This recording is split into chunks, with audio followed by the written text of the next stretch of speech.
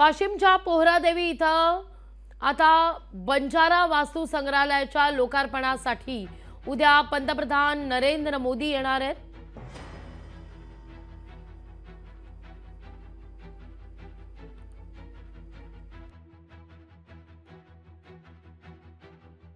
पोलिसांचा चोख बंदोबस्त देखील लावण्यात आलेला आहे।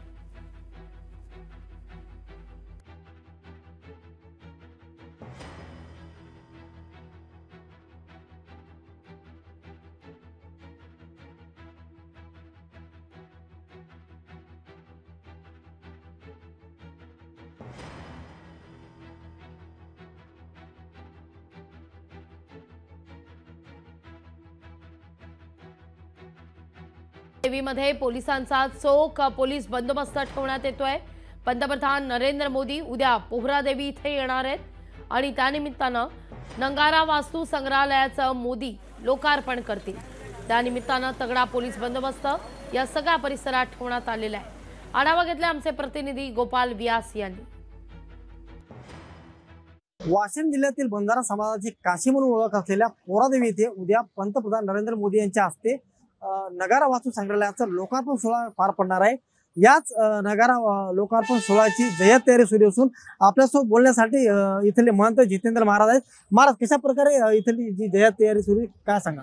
उद्या गोर बंजारा समाजाच्या संस्कृतीचं दर्शन घडवणारा नगारा बंजारा विरासत या इमारतीचं लोकार्पण सोहळा देशाच्या प्रभावी प्रधानमंत्रीच्या हस्ते होणार आहे आणि सर्व राज्याचे मुख्यमंत्री उपमुख्यमंत्री यांच्या हस्ते मोठ्या थाटामध्ये या ठिकाणी होणार आहे।